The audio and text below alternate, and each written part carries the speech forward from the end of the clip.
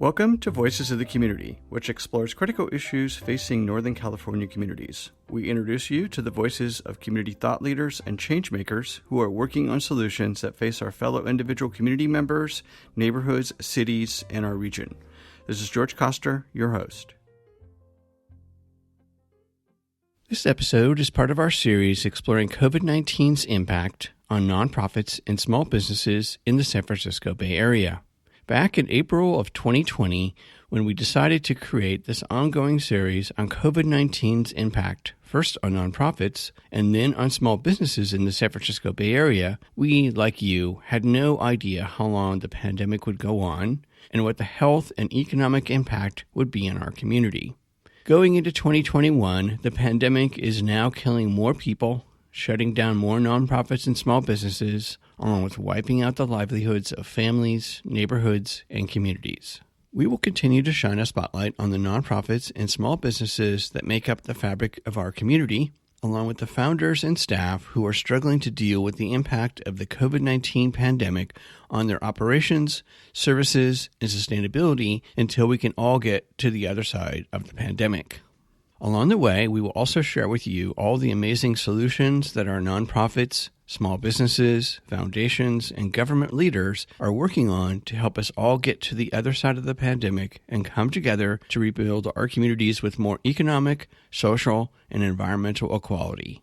We just want to make sure that nonprofits are able to access the same relief programs that for-profits are able to access, or to have comparable programs. So we've been advocating really hard at the state level to make sure that any kind of relief programs for small businesses, for example, are also open to nonprofits. And we've been successful in that regard. The California Small Business COVID-19 Relief Grant Program, which is a mouthful, we just call it the Relief Grant Program, includes nonprofits. We're about to start the sixth round of that program, and nonprofits are included. They're eligible. This is the Public Policy Director, Lucy Salcido Carter of Cal Nonprofits.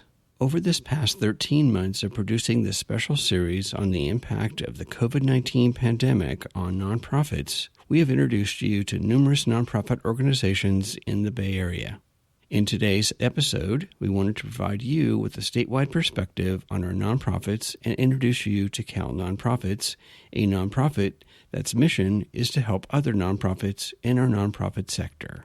I'm joined remotely by the Policy Director, Lucy Salcido Carter, and Christina Dragonetti, the Outreach and Communications Director at Cal Nonprofits. Thanks for being here, Lucy and Christina. Thanks for having us. So I'm going to turn to you first, Christina, and have you provide our audience an overview of Cal Nonprofits programs. So the California Association of Nonprofits, which we say Cal Nonprofits for short, we're a policy alliance of more than 10,000 organizations and the voice of California's nonprofit community. We're a membership organization, and what we do is we respond to the needs of the member organizations and organizations in California in general, and then raise the profile of the nonprofit sector to elected officials. And Lucy will be talking more about our work there. Members, of course, get some unique benefits, and we also offer some education programs that in that intersection between nonprofits and government. So helping nonprofits stay compliant and advocate for themselves, and then putting nonprofits directly in touch with their elected officials. And how many nonprofits are members of Cal Nonprofits? We have 10,000 members in our alliance. And it's statewide, from San Diego to Eureka, to everywhere. We love our rural members, our urban members. We've got members in lots of different communities, lots of different subsectors, arts, human services, environmental organizations, animal organizations, small, tiny little volunteer organizations to, the really big hospitals. So we're really proud to have such a big cross-section of nonprofits.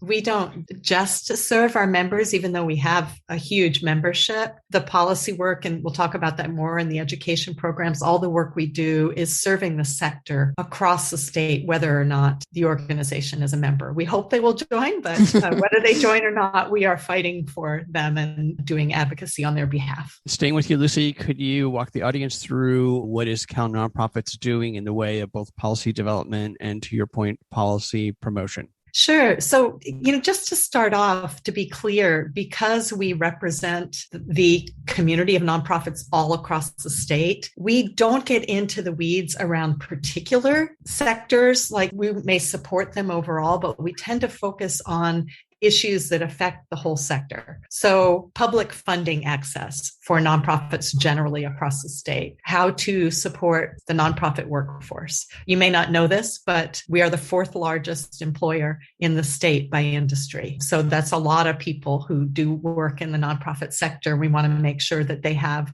the rights and protections that they need to do their job well and serve the community well. We have kind of what I would call a policy framework, but it's like a working document that reflects what we have heard from the community are the key policy issues. So we use that to guide our work. So we're hearing directly from the sector and then applying that in our advocacy. So some other areas are civic engagement and voter rights and upholding the values of the nonprofit sector overall in whatever ways we can through policy. So that gives you a bit of a picture. Now, of course, during the pandemic, we've been focused on particular things. We've typically been focused on state level policy, but there's been so much happening at the federal level. So we've had to be engaged more at the federal level than we have been in the past, just advocating on behalf of nonprofits with regard to the Paycheck Protection Program, for example.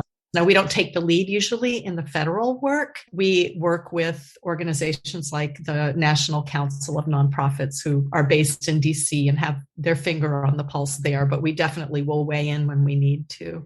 But at the state level, we're responding to the needs that we've heard nonprofits say they have. So, for example, early on, we did a survey of nonprofits. We got about 620 responders to that survey, and they let us know that they were really having trouble on their contracts that they had with public agencies. So many nonprofits are contractors with state and local agencies. And all of a sudden, because of the pandemic, they weren't as able to perform on contract. They had to switch their programs from in-person to virtual, or they had to reduce programs because of PPE costs or just to accommodate safety measures that they had to put in place. But they had a contract that said they had to serve a certain number of people and they had to do it in a certain way. So one of the real challenges for nonprofits early on, and actually continues, is working with those public agencies to make sure that they still get paid on those contracts and that there's flexibility for them to adapt their programs as needed to be able to continue to serve their communities. So that's a policy issue that we've been really focused on in the past year. And I would say there's a few other things going on at the state policy level. We've been really working very hard on a bill to regulate online charitable fundraising platforms. This is an area where the law hasn't caught up with technology. It's a key way that donors give money to nonprofits, but there are some loopholes and some problems, and the money doesn't always get to nonprofits in a timely way, and maybe not quite the amount of money that the donor thought was going to go to the nonprofit ends up going. So these regulations are really needed, and we've been working hard with the bill author and other stakeholders to get a bill through this year. It got stymied last year. And the other thing that we're really pushing for, that we'd love to have other nonprofits push for as well, is some kind of nonprofit liaisons in state agencies or in the administration or some combination, because what we found is that there aren't places for nonprofits to go when they do have compliance challenges or they do have contract challenges. And this has really been exacerbated during the pandemic. I mean, it's a pre-existing problem, but the pandemic has really brought it to the fore. So if there were a designated person in state agencies that nonprofits could go to and say, hey, I'm confused about this requirement. I want to meet it, but I'm not quite sure how. And the focus on small businesses had really brought this to our attention more, that there is in-house expertise around what small businesses need, but not so much around what nonprofits need. So we'd like to see more in-house expertise at the government level around nonprofits. So here we are 13 months in, besides the PPP, and you guys have been doing really wonderful workshops trying to help the nonprofits actually work their way through the gauntlet of the PPP loans. And then for the first time in history, SBA is actually providing financing for nonprofits, which is wonderful.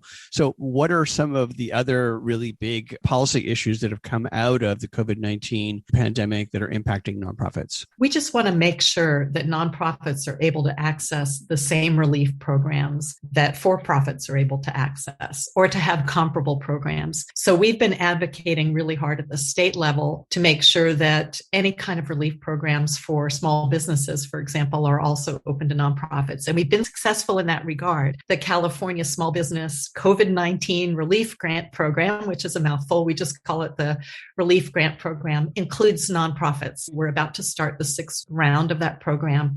And nonprofits are included. They're eligible. And in fact, there was one round that was just focused on nonprofit cultural institutions, and there was a $50 million set aside just for that portion of the nonprofit community. So that's been a really important policy push that we've made, and a success. And then we've been very involved in the implementation of that program. Unfortunately, the people who are administering it, they know a lot about small businesses, which is a good thing, but they don't know as much about nonprofits. So we've been working with them really closely to try to make that application process better for nonprofits, because we want as many nonprofits as possible to access that funding. And, really one of our mantras for the whole course of the pandemic has been trying to get as many resources to nonprofits as possible, because we know they're responding. They always step up, and they're continuing to step up during the pandemic. So I know Christina will have comments to add too. I just want to say that, disasters are not new to Californians. We got wildfires, we've got mudslides, we've got dams that break, we've got, earthquakes. So nonprofits are used to stepping up for whatever their community needs. And, nobody has in their plan for the next 5 years respond to wildfires or respond to pandemic. So, we have our plans, we have what we do normally, but when our communities need us, we step up. I mean, nonprofits really shift into different gears and providing resources in different ways, serving their communities in different ways.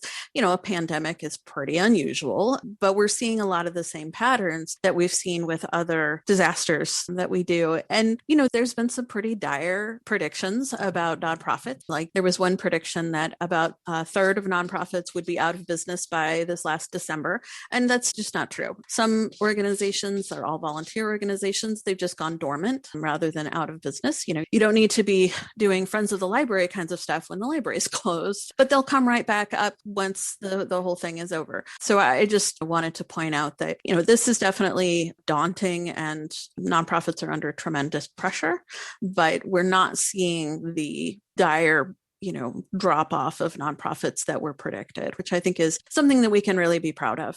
I just wanted to jump in to let you know that the other thing we've been wanting to make sure that nonprofits have is information. So we really want to get as much funding and other kinds of COVID-related relief to nonprofits so that they can access funding, but they know what to do with eviction moratoria, for example. Are they going to get evicted from their commercial property? What do they need to know? So we've hosted a lot of webinars. We've done webinars with SBA staff directly on the Paycheck Protection Plan. We've done legal do's and don'ts webinars to help nonprofits know what to do around reopening, for example. There are a lot of legal issues related to that. So, in addition to the policy work that we do, I think a key piece during the pandemic, but beyond the pandemic, is our education program. And that's been very important, especially during the pandemic. Thank you, Lucy. That was great. So I'm going to turn back to you, Christina, and then ask you the same question, Lucy, which is, you've both been there for a while. If you would share with the audience your favorite moment of working at Cal Nonprofits that you feel kind of exemplifies the impact of Cal Nonprofits work within our nonprofit sector. I've been working at California Association of Nonprofits for about 8 years now. And my favorite part is actually talking to nonprofits and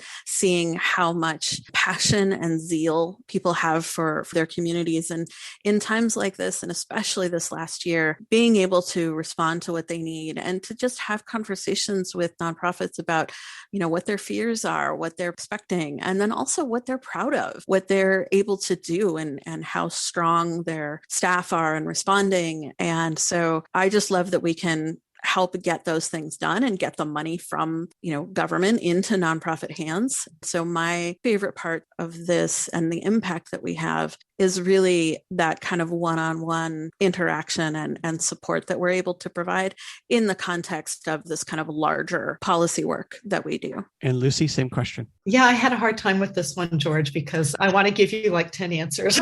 So maybe I'll just list some of them for you. I mean, I do think it was really exciting and satisfying to be able to get good information about the federal programs to California nonprofits and being able to actually have SBA representatives on our webinar. We had thousands of people join those webinars. So we were really filling a need. People needed that information so badly. So it was very satisfying to be able to provide that to them in real time and then have that create opportunities for them to access other resources. So that's one thing. And then there's a couple of nerdier things that I've really enjoyed being involved in.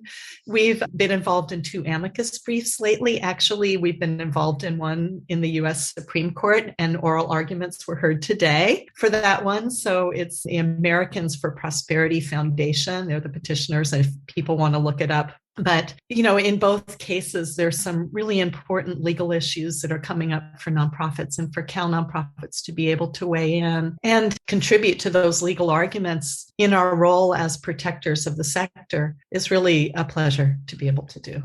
And so just to go back to that, to American Prosperity, it's the Koch brothers, if you will, nonprofit vessel, which is all tied to Citizens United and dark money. And what sits in front of the Supreme Court today, as I understand it, is that they don't want to disclose who the money is coming into American Prosperity. Yeah, just to give a little more information, right now, the Attorney General can require that all nonprofits submit their Schedule B forms. And on that form is information about their donors. And now only donors that give large amounts, it's 5,000 or more, and there's some kind of more details about that. It's even a higher threshold for organizations like the Americans for Prosperity. Oh, and by the way, this donor information is not available to the public. So it's just information that the AG can see. And we are really taking the stance that this is vital information for the AG to have, and it's confidential information. So, the general public would not be able to see it, but because it allows them to protect the sector from fraud. And it makes sure that the public continues to trust the nonprofit sector and continues to give to the nonprofit sector. So we are really in support of the AG's requirement, and we'll see what happens. It's a really wonderful case. It does push up against disclosure, right, of all of this money that flows through all of the system and how the nonprofit structure is being used by certain players within our society. So I think it's great. I'm going to turn to you, Christina. Could you share with the audience how folks who are listening to the show can help support your work? They can join. They can become members. We do have individual members who can join, but mostly our members are organizations. Our work is on behalf of the sector. And so we highly encourage nonprofits to join as members. Members actually provide about 1/3 of our income, which allows us to do our work without, having to stick with specific agendas. And also, organizations can sign on to our advocacy efforts, calling and writing to legislators, signing on to letters that we're writing. We've actually got one coming up that we're hoping nonprofits will sign on to. So writing and calling their legislators and then sharing that information with their colleagues. And then also we encourage people to join the association or the advocacy organization for their specific subsector. So like the Association of California Symphony Orchestras, and then also join Cal Nonprofit. And with their membership, would that allow them to participate in, for example, your annual conference when we can all regather again in person? Sure. There are definitely some unique benefits to membership. All of our webinars and our conference are free for members and, discounts on things. And we offer insurance for nonprofits. And so that's available to our members and other kinds of things along those lines, support for HR, stuff like that. So kind of like the Chamber of Commerce is for profit businesses. We're a little bit like the Chamber of Commerce, but for nonprofits. Nice analogy. And then you have publications. And Lucy, do you want to talk a little bit about the publications and how that weaves into policy as well? I'd be happy to. Yes. Our biggest and best known one is called Causes Count. And it has a range of great data on the nonprofit community in California. I cited to one data point in there that we're the fourth largest employer in the state. But another one, for example, I bet you didn't know, George, that more than $40 billion in out-of-state funds come into California through the nonprofit sector. So we really are key economic drivers. 15% of the state gross product is generated by nonprofits. So those kind of data points are in our Causes Count, and we use those data points all the time with policymakers to let them know just how important nonprofits are to the economy, to the workforce, and also to the services supply chains. So, people like to see numbers, and we've got numbers. So I really encourage people to look for Causes Count on our website. It's a great publication. Thank you. That was great. And the whole purpose of doing the series was to try to expose the importance of nonprofits in our culture, in our community, in our society, and so much of the workforce of California is made up of nonprofits. Yeah, it's an important point that a lot of people think of nonprofits when they think of the food bank, but really nonprofits are in all aspects of our lives. They're, Girl Scout troop, the theaters, the Friends of the different parks, youth sport leagues, all the way up to, nonprofit hospitals and clinics and environmental organizations. There's a huge breadth, and every individual interacts with a nonprofit pretty much every day. And we call it the sector that's hidden in plain sight. People don't tend to identify those organizations that they work with all the time as nonprofits and part of this sector. So it's really interesting how people perceive nonprofits versus what the reality is. The other thing is that the government really counts on nonprofits to provide services to our communities in California. And I think people don't really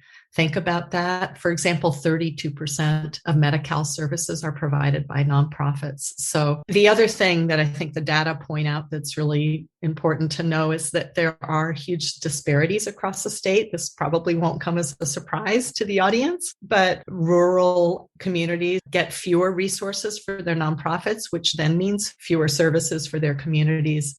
The non-coastal communities also have access to fewer resources. So, one of the reasons why we like having this data is because it points to certain policy issues that we need to take up. And I would say that access to resources is definitely one that we'd like to see better equity. Thank you. Great information by both of you. So final question for each of you, starting off with you, Christina. What are some of the positive things that you could see coming out of the crisis to support nonprofits in California and the nation? So it's really not a lot of doom and gloom, the way a lot of people have been talking about, especially nonprofits in the crisis. Certainly there are issues, but there's really a lot more awareness of inequities across communities and the ability of nonprofits to rectify those. And so more awareness among legislators, but also elected officials at the city and county level, in addition to the state and federal level, about how nonprofits are service providers and how they can really respond to the inequities issues. And,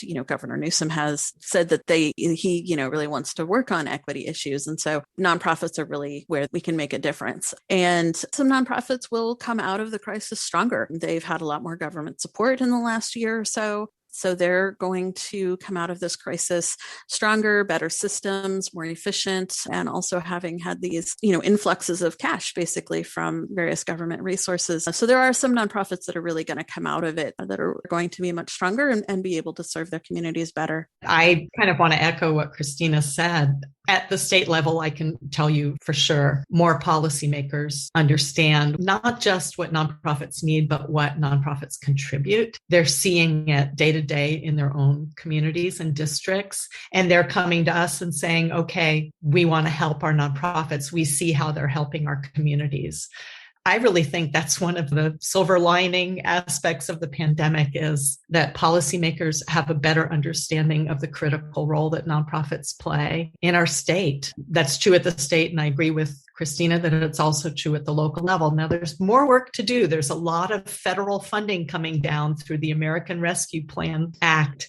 And, we really would strongly encourage nonprofits at the city and county level to be reaching out to their local officials to make sure that some of that money goes to nonprofits. We know that a portion of it needs to go to county and city government and infrastructural costs, but nonprofits need to get a portion of that. And that didn't happen with the CARES Act money. So, having access to those resources is amazing, but we have to push for it. That was great. So thank you, Christina and Lucy, for sharing the wonderful insights from your work at Cal Nonprofits and your work with our nonprofit sector. We'll make sure that listeners have your contact information, website, and social media, along with links to all of your great resources so they can get engaged with Cal Nonprofits and to support your work. Please stay safe and healthy as we all work our way through this very strange new normal.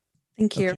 That's it for this episode of Voices of the Community. You've been listening to the voices of Policy Director Lucy Salcido Carter and Christina Dragonetti, the Outreach and Communications Director at Cal Nonprofits. To find out more about Cal Nonprofits, membership, publications, policy work, and resources, go to calnonprofits.org. To find out more about the pandemic's national impact on the nonprofit sector, please listen back to our interview with Jacob Harold and Anna Koob from Candid, who conducted and published the largest national and state analysis on how many nonprofits could shut down because of the COVID-19 pandemic in episode 34. Please tune in to next week's show, where our theme is the importance of public libraries and how they have been dealing with the pandemic. For our Thursday, May 20th show, we will be rebroadcasting on KSFP our interview with Lucy Faulkner and Don Logston, the co-founders of Serendipity Films, about their documentary, Free for All, Inside the Public Library. And on Friday, May 21st, we have another one-hour special featuring a panel discussion co-hosted with friend of the show, Susan Stewart-Clark of Common Knowledge, with Jayanti Adelman, Director of Library Services from the City of Hayward Public Library, and Derek Wolfgram, the Library Director from the Redwood City Library. This one-hour special will be broadcast on KSFP 102.5 FM on Friday, May 21st at 7 a.m. and 2 p.m., Saturday, May 22nd at 5 p.m., and again Sunday, May 23rd at 9 a.m. We hope that you enjoyed the insights, points of view, and personal stories from the voices of changemakers and their nonprofits and small businesses featured in this series. To find out more and get engaged with the nonprofits, small businesses, and staff members featured in the series, please go to my website, georgecoster.com, and click on Voices of the Community to find links to the extended versions of these interviews and to listen to the entire series. After listening to these stories, we hope that you will consider making a donation and volunteering to provide a hand up to your fellow community members. I want to thank my associate producer, Eric Estrada, and Casey Nance at Citron Studios, along with the wonderful crew at the San Francisco Public Press and KSFP. Voices of the Community is a member of Intersection for the Arts, which allows us to offer you a tax deduction for your contributions. Please go to georgecoster.com and click on the donate link to make a donation to help us provide future shows just like this one. While you're on our website, you can enjoy our archived past shows, which feature community voices working on solutions to critical issues facing Northern California communities. And you can sign up for our newsletter to find out more about future shows, as well as shows and events from the organizations that are included in our episodes. Take us along on your next COVID walk by subscribing to Voices of the Community on Apple Podcast, Spotify, and Google Podcast, or wherever you get your podcast. You can follow us on Twitter at George Coster, and we'd love to hear from you with feedback and show ideas, so send us an email to george@georgecoster.com. I'm George Coster in San Francisco, and thank you for listening.